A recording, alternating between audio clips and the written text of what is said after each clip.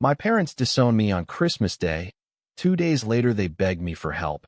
Then my father did the unthinkable, and Christmas dinner was supposed to be a time for warmth, family, and celebration, but instead, it became the night my parents decided I no longer existed. I had spent weeks making sure everything was perfect, buying thoughtful gifts for everyone. My parents, my younger brother Jake, his girlfriend, even their damn dog. I wasn't expecting a grand display of gratitude, but at the very least, I thought I'd get a thank you. Instead, my father set down his fork, looked me dead in the eye, and casually announced that they were removing me from the will. "We've thought about it for a while," he said, completely emotionless. "You're not really part of this family anymore." I blinked, not sure I had heard him correctly. Across the table, my mother kept her eyes fixed on her plate, pretending to be interested in her half-eaten meal. Jake, on the other hand, smirked like he had been waiting for this moment. "I was wondering when you'd finally say it," Jake muttered, leaning back in his chair with an obnoxious grin. The air in the room shifted instantly. A part of me expected someone to laugh, to tell me this was some cruel joke. But no one did. My father just kept staring, my mother refused to look up, and Jake looked downright smug. I let out a quiet chuckle, set my napkin down on the table, and pushed my chair back. "All right," I said, my voice eerily calm. "Then let's be fair about it." 2 days later, I cut off every single bill that was in my name. I didn't send them a warning, I didn't give them an explanation, and I certainly didn't check in to see if they were okay. If I was no longer part of the family, then I wasn't going to be the one keeping their house running anymore. The first night, nothing happened. They probably assumed there was a minor issue with the power company, maybe a temporary outage. But by the second day, the temperature had dropped well below freezing, and their entire world fell apart. The texts started rolling in around noon. "Daniel, something's wrong with the electricity. The house is completely dark. Call me when you get this." 15 minutes later, a second text.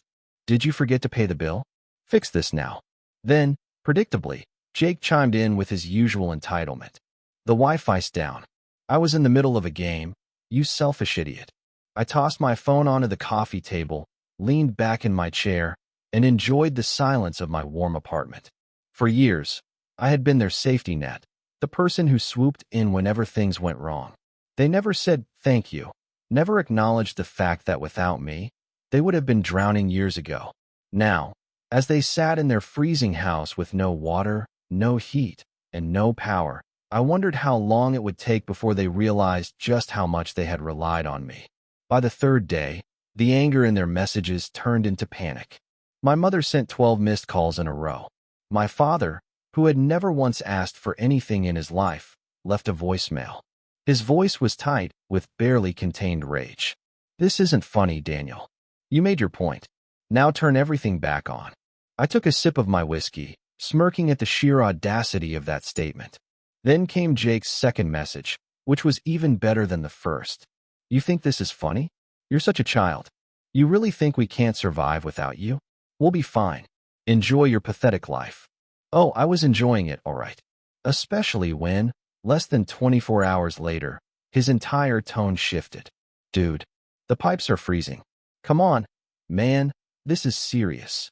Oh, so now it was serious. Not when I was breaking my back to support them. Not when I was sacrificing my own future so Jake could live comfortably without ever lifting a damn finger. No, it only became serious when they had to face the consequences of their own entitlement. I waited a few more hours before finally responding. I thought I wasn't part of the family anymore. The second those 3 dots appeared, I tossed my phone aside and let them squirm. They were probably sitting there, wrapped in blankets, huddled together like a group of lost children, trying to figure out how to fix a situation they had no control over. By nightfall, they had finally cracked. The knocking started around 8. Loud. Desperate. I sighed, stretched, and took my time making my way to the door. I already knew who it was. And there they stood, my mother, wrapped in so many coats she looked twice her normal size, her lips slightly blue from the cold. My father, stiff and silent, looking like the weight of reality had finally settled onto his shoulders. And Jake, shivering so hard his arrogance had been replaced with something resembling actual fear. I crossed my arms, tilting my head. To what do I owe the pleasure? My mother's voice shook, though I couldn't tell if it was from emotion or just the lack of heating. Daniel, sweetheart, this has gone on long enough. You made your point. I raised an eyebrow. Have I? My father, ever the proud man, let out a deep breath, clearly forcing himself to speak in a tone that wouldn't immediately piss me off. Come on, son, he said, running a hand over his face. Your mother isn't feeling well. The house is like an icebox. I leaned against the doorframe, pretending to think about it. Huh, that's rough. Jake, who was clearly seconds away from completely losing it, finally snapped. This isn't funny, Daniel, he hissed, voice cracking. Whether from frustration or from spending 3 nights freezing his ass off, I wasn't sure. You're acting like a psycho who turns off their own family's power. I let out a short, sharp laugh. Oh, so now I'm part of the family again? My mother's face twisted into something unreadable. Daniel, she started, but I held up a hand. No, really, I said, looking directly at her. Because the last time we spoke, you were all very clear that I wasn't part of this family anymore. My father exhaled sharply, rubbing his forehead. Daniel, let's be reasonable here. Ah, there it was. Reasonable. A word they only used when they wanted something from me. I stepped aside, gesturing toward the warm apartment behind me. You must be freezing, I said, my voice almost mocking. Come in. They hesitated for only a second before practically running inside. Jake grabbing a mug from my counter, without even checking what was inside, just desperate for something warm. They sat there, pathetic, shivering, desperate, and I watched them. So, I said, leaning back against my couch, arms crossed. What's the plan? My mother sat across from me, hands wrapped around the mug, still trying to compose herself after coming in from the cold. My father was leaning against the wall, rubbing his hands together as the heat finally settled into his bones. Jake had stopped shivering, but the usual smugness that clung to his face had completely vanished, replaced with something far less familiar, uncertainty.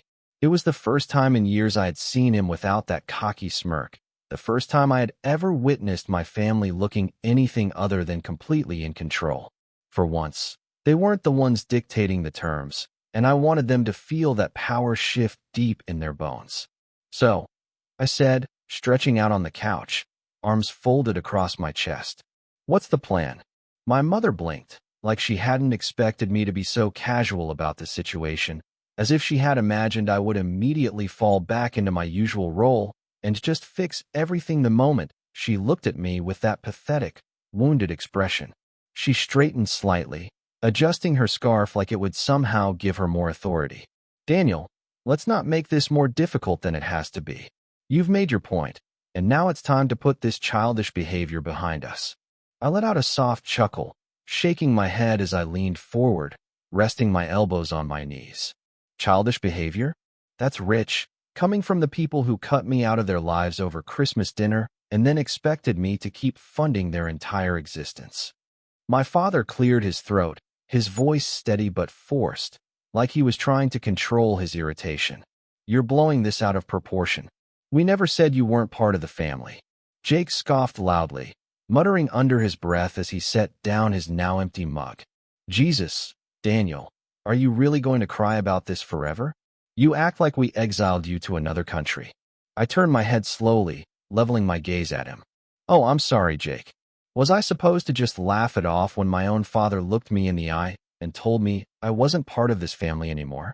Was I supposed to keep paying for your life while you sat back and did absolutely nothing? Tell me, how exactly was I supposed to react? Jake rolled his eyes, clearly not interested in self-reflection, and slouched further into the chair. You're so damn dramatic, dude. You're punishing all of us over a conversation that didn't even mean anything. I tilted my head, pretending to consider his words, then let out another amused breath. That's funny. It seemed to mean a whole lot at the time. You were practically celebrating when Dad said it. So forgive me if I took it a little more seriously than you think I should have. My mother sighed loudly, placing her mug down carefully on the coffee table as if she were trying to avoid making any sudden movements. Daniel, we're here because we need to move forward as a family. What's done is done, But this, she gestured toward the door, then toward the warmth of my apartment. This has gone too far. You're punishing your own parents, your own brother, over something that was said in the heat of the moment. I laughed at that, the kind of laugh that wasn't amusement, but something sharper, something laced with years of exhaustion and bitterness. Oh, right, because all those years before Christmas, when I was paying for every single thing you needed, that was just me misunderstanding what family means, right? It wasn't manipulation, it wasn't you using me, it was just support. My father's jaw tightened, and I could see the way his hands curled into fists at his sides. He didn't like this, didn't like sitting there and listening to the truth of what they had done. He was used to being the one who dictated what was acceptable and what wasn't, and now, sitting in my apartment, in my warmth, needing me for the first time instead of the other way around, it was burning him alive. "Daniel," he said, his voice taking on that sharp edge I remembered from my childhood, the one he used when he wanted to remind me of my place. "You've made your point. Now stop this nonsense and turn the utilities back on. We're not going to beg you." I smiled at that, the amusement in my chest spreading like wildfire. Oh, see, now that's the part one was waiting for. The moment you realize you're not actually here to apologize or take accountability, you're just here to demand that I fix things like I always do. My mother's lips pressed into a thin line, her eyes darting to my father's, as if silently begging him to keep his temper under control. She turned back to me, her voice dropping into a more delicate, coaxing tone. "Daniel, we can make a deal. You turn the utilities back on, and we forget about this whole little tantrum you're throwing." I stared at her for a long moment, then laughed, loud, genuine, utterly entertained by how deeply they refused to accept reality. "You really think I'm the one having a tantrum here? You lost your electricity, your heat, and your running water because I finally decided to stop playing the role you assigned me, and your response is to act like I'm the unreasonable one." Jake sighed dramatically, rubbing his hands over his face like he couldn't believe he was still sitting here listening to all of this. "Jesus, Daniel, it's just money. You make more than all of us combined. You're not even struggling. Why are you acting like this is some huge betrayal?" I exhaled slowly, standing up and stretching, taking my time before I responded, just to let the silence settle uncomfortably between all of us. "All right," I said finally. "You want to make a deal? Fine. I'll turn the utilities back on for $10,000 up front." Silence. Jake's mouth actually dropped open, his face twisting into something close to genuine disbelief. "What?" My mother gasped, her hand flying to her chest like I had just physically struck her. "Daniel, we don't have that kind of money." I shrugged, already walking toward the door. "Then you better start looking for candles." My father's face turned red, his voice lowering into a dangerous growl. "Are you out of your mind?" I smiled at that, standing by the door, waiting. "No, I'm just finally playing by your rules. You treated me like an investment, like a source of money that existed to make your lives easier. So now, I'm charging interest. Consider it rent for the house I basically paid for over the last decade." My mother turned to my father, whispering something low and panicked, her voice nearly shaking. He clenched his jaw, glaring at me like he wanted nothing more than to rip me apart, but couldn't afford to do anything that would push me further away. "He's bluffing," my father muttered under his breath. I opened the door, gesturing toward the hallway. "Then I guess you better hope I am." Jake shot up from his seat, his fists clenched. "You're seriously kicking us out into the cold?" I smirked at that, tilting my head. "No, Jake. I'm letting you leave. There's a difference." They hesitated, standing there for a moment as if waiting for me to break, for me to tell them I was bluffing, that of course I would fix everything just like I always had. But I didn't move, didn't falter, didn't cave. Finally, my father stood up, his entire body radiating tension, but he didn't look at me as he walked past. "Let's go." My mother lingered, searching my face for something that no longer existed, then sighed heavily and followed. Jake was the last to leave, pausing at the door, his jaw tight with anger. "You're really doing this?" The moment the door shut behind them, I stood there for a few seconds, just listening to the silence that followed. No more demands, no more guilt-tripping, No more voices barking orders like I was nothing more than a machine programmed to meet their needs. It was almost strange, the sheer quiet of it, like the weight of an entire decade had suddenly vanished from my shoulders in an instant. I walked back to the couch, picked up my drink, and took a slow sip, savoring the taste of something that, for once, was bought solely for my own enjoyment. I had expected them to last a little longer before cracking, maybe a full week at most, but it only took 2 days before they caved completely. The first sign was the flurry of messages from my mother, each one more desperate than the last, her usual condescending tone now replaced with something closer to sheer panic. At first, she tried to keep it measured, as if pretending nothing was wrong would somehow make me more willing to cooperate. Daniel, honey, I know we left things on a bad note, but can you please call me? We need to talk. An hour later, when I didn't respond, she followed up with something a little more pointed. Daniel, this isn't funny. The house is freezing, and we can't get anyone to come out and fix it. By the end of the night, the messages had lost any trace of composure entirely.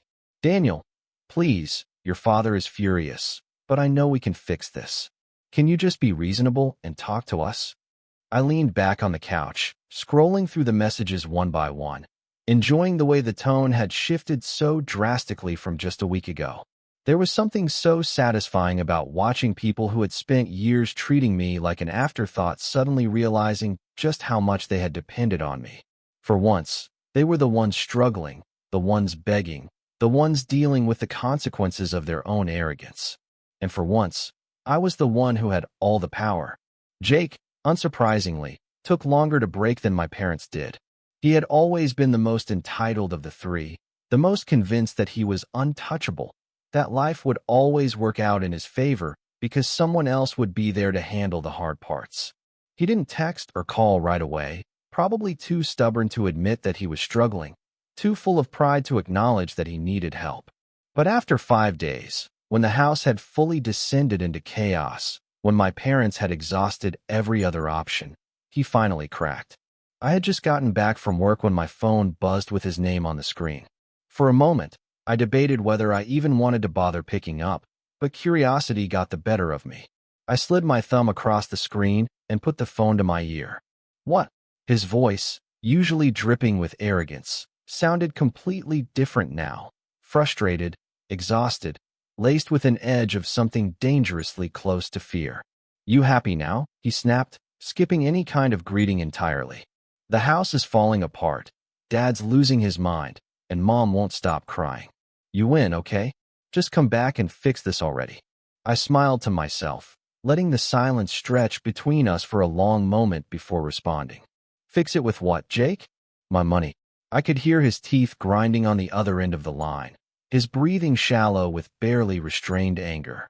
He knew exactly what I was doing, but for once, he didn't have the upper hand, and I could practically feel the frustration radiating through the phone.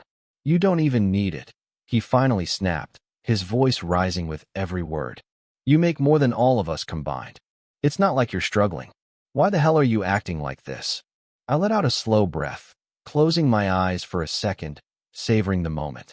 So let me get this straight, I said, voice calm, measured, unshaken. The problem isn't that you've been using me for years. It's just that I finally stopped letting it happen. Silence.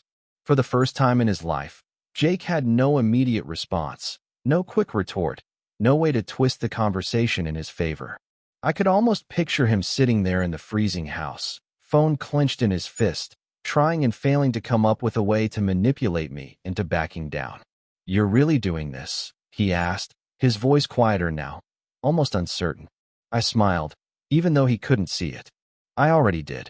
And with that, I ended the call and blocked his number. For the first time in my life, I had the final word. The next day, my mother sent one last message, one final attempt at manipulation, the last desperate effort to make me feel guilty enough to undo everything. Daniel, I don't know what to say anymore. We never thought you would do something like this to us, but I hope you can live with yourself knowing that you abandoned your family in their time of need. I stared at the message for a long moment, my fingers hovering over the keyboard, thinking about everything they had put me through, Every time they had treated me like a disposable source of income. Every moment they had made it clear that my only worth to them was in what I could provide. Then, finally, I typed out the only response that mattered. I didn't abandon you.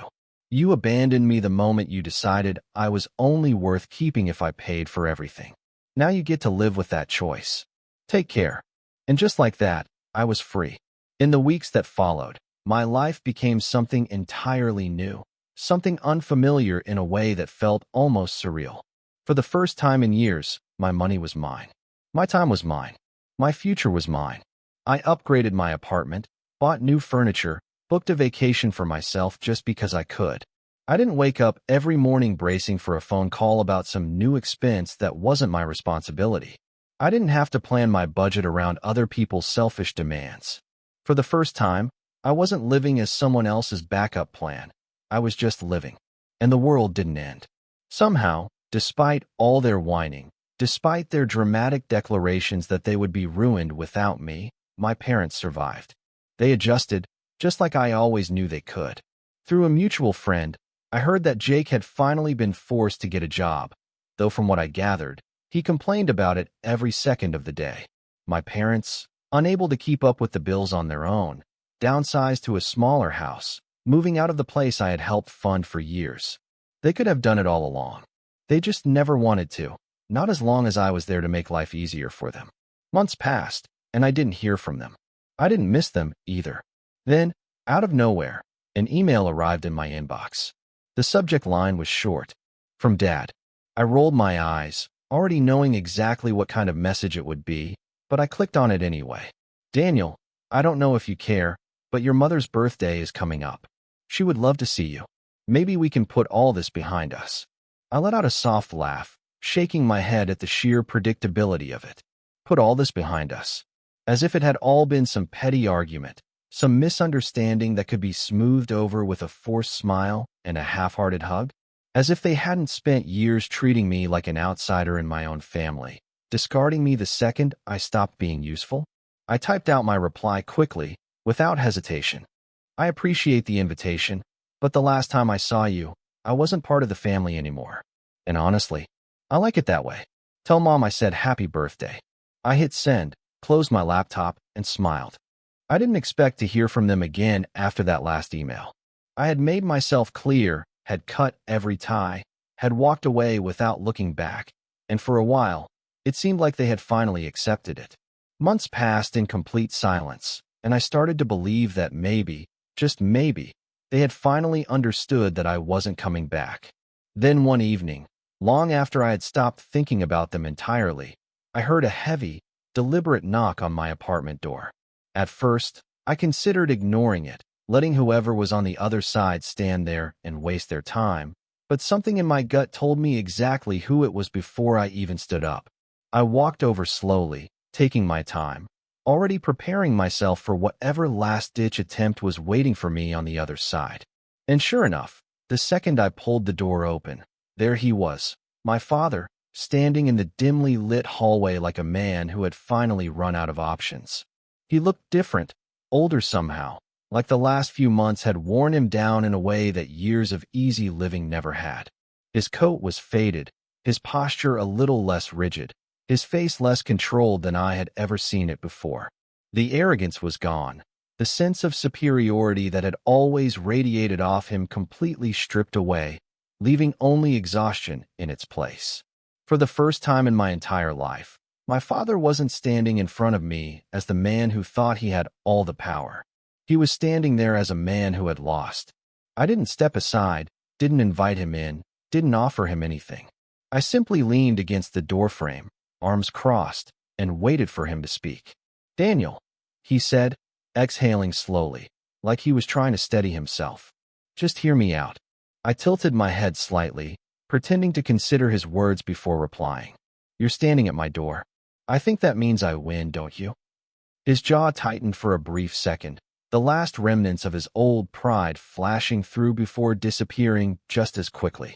He let out another slow breath, rubbing his temple, clearly trying to keep his temper in check. "Your mother wants to see you," he said, his voice lower this time, as if saying it softer would somehow make it more persuasive. I let out a short, humorless laugh, shaking my head. Now she does. She's sick. That made me pause, just for a fraction of a second, just long enough for him to catch it. I saw the way his eyes flickered with recognition, the way he immediately latched onto that hesitation like it was a lifeline. But I wasn't 12 years old anymore, wasn't some kid desperate for his approval, wasn't someone who could be manipulated into playing the savior every time they needed me. Sick how? I asked, my voice flat, uninterested, refusing to give him anything he could twist. He hesitated, just long enough to tell me that whatever answer came next wasn't going to be the full truth. She's not well, he said finally, keeping it vague, keeping it just open-ended enough to sound serious without actually giving me anything concrete. She's been depressed, stressed. She misses you. Oh, there it was. The last card they had left to play, the final desperate attempt to drag me back in. Pity. I gave him a slow, amused smile, tilting my head just slightly. Let me get this straight, I said, my tone dripping with mock curiosity.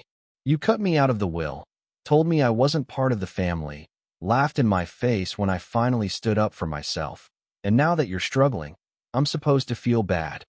His face twitched, just slightly, just enough to tell me that he hated hearing it laid out so plainly.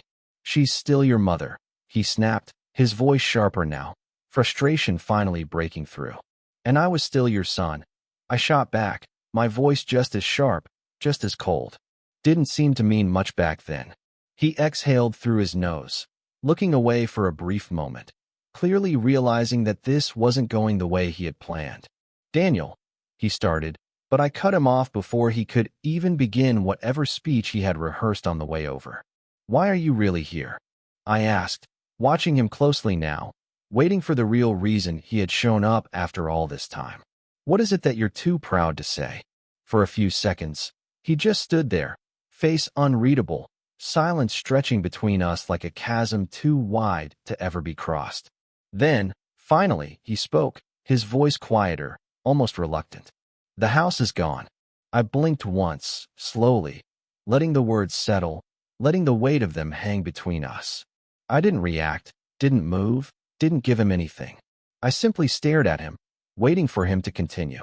We lost it, he muttered, his voice lower now, like he hated the very act of admitting it. After you cut us off, things got bad. The bills kept stacking up. We thought we could manage, but he shook his head, trailing off, unwilling to say the rest out loud. They had lost everything. The house I had spent years paying for, gone. The lifestyle they had refused to let go of, gone. Jake's freeloading existence, over. I stared at him, my expression unreadable, waiting to see if he had anything else to say, if he was going to ask for help, if he was going to try and spin this into some twisted plea for me to come back. But he didn't say anything else, because we both already knew exactly what this was. I took a slow breath, exhaling through my nose, then finally spoke. That sounds like a problem you should have thought about before screwing me over. His nostrils flared, the last shred of his composure cracking as anger finally took over. Jesus, Daniel, he snapped, his voice rising now, no longer controlled, no longer calm. Are you seriously going to hold this grudge forever? I tilted my head slightly, smiling just a little, just enough to make it sting. It's not a grudge, I said, my voice almost amused. It's a lesson.